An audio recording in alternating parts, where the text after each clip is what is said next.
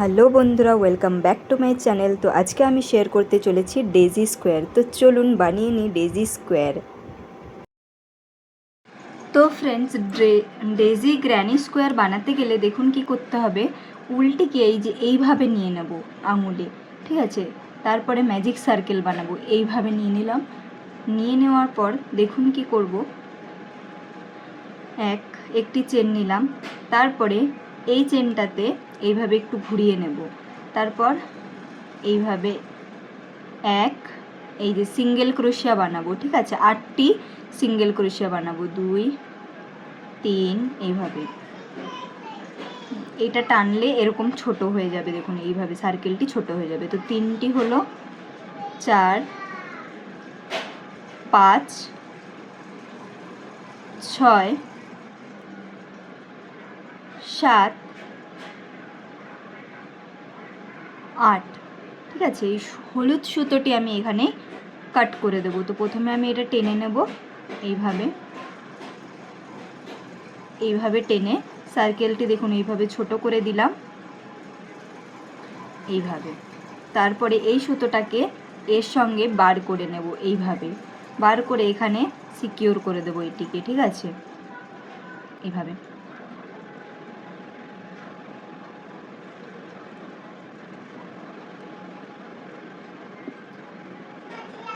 এইভাবে সিকিউর করে এটিকে টেনে দেবো, ঠিক আছে।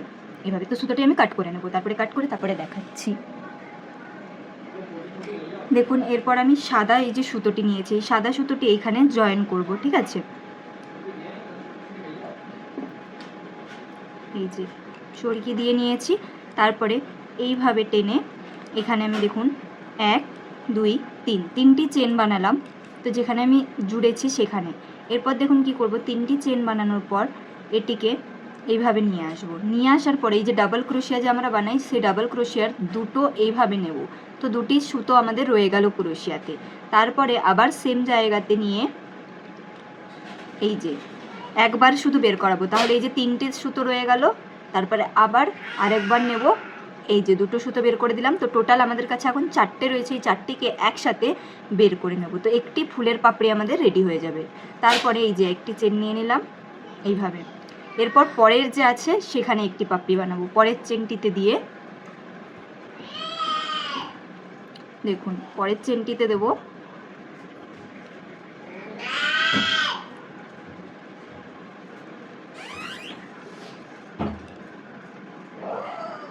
এই যে এইভাবে একটি ডাবল ক্রোশিয়ার জন্য সুতো নিয়ে নিয়েছি। তো 3টি সুতো আপনারা দেখতে পাচ্ছেন, তার মধ্যে থেকে দুটোর থেকে একটি বের করে নেব। তো দুটো রয়ে গেল, আবার এইখানে দেব সেম জায়গাতেই এই যে 3টি সুতো, তার মধ্যে থেকে দুটো বের করে নেব। তো 3টে রয়ে গেল।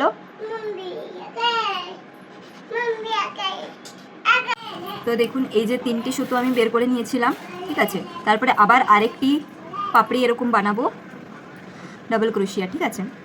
দেখুন এইভাবে ডাবল ক্রোশিয়া নিলাম, এইভাবে নিয়ে আসলাম।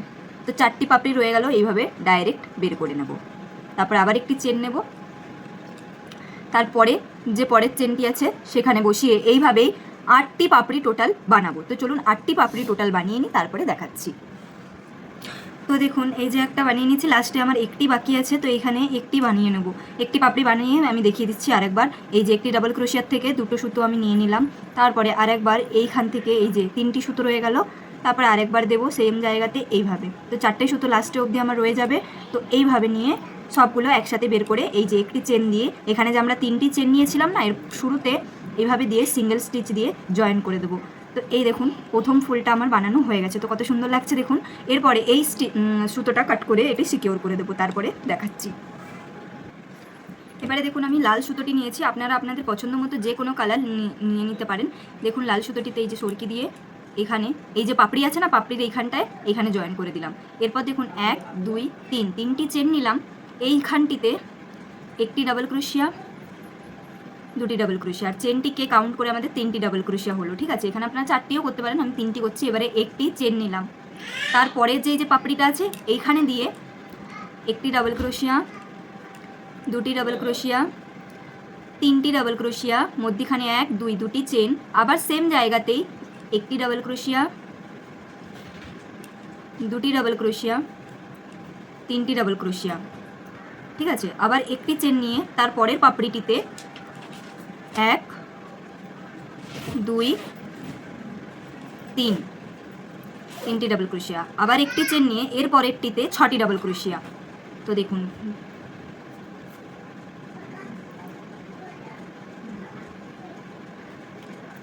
এক,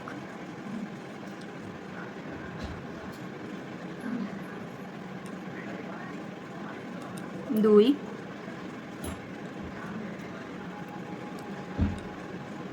প্রচুর প্রবলেম হচ্ছে এখানটায়, একটু মোটা উল্টা, তাই জন্যে।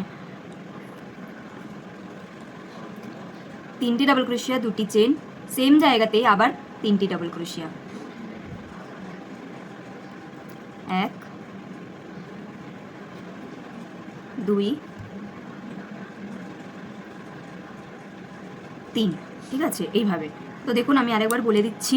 প্রথমে 3টি ডাবল ক্রোশিয়া, একটি চেন, 6টি ডাবল ক্রোশিয়া, 6টি ডাবল ক্রোশিয়ার মধ্যখানে 2টি চেন থাকবে, তারপরে একটি চেন, আবার 3টি ডাবল ক্রোশিয়া, তারপরে আবার 6টি ডাবল ক্রোশিয়া। এইভাবে 8টি পাপড়ির উপরে আমরা এইভাবে করব, ঠিক আছে। একবার 3টি, তারপরে 6টি। তো চলুন কমপ্লিট করি। তো দেখুন এই যে এটা কমপ্লিট হয়ে গেছে, ঠিক আছে। এরপর দেখুন কি করবো, এখানে আমি জয়েন করে দিয়েছি।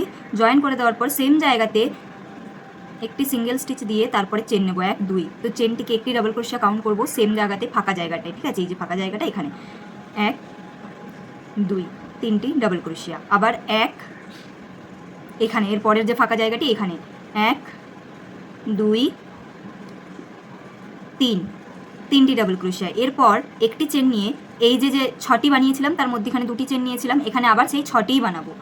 1 2 3, 2টি চেন সেম জায়গায়, 1 2 3, আবার একটি চেন, তারপরের যে ফাঁকা জায়গাটি সেখানে 3টি, 1 2 3, তারপরে আবার একটি চেন এই পরের ফাঁকা জায়গাটিতে, 1 2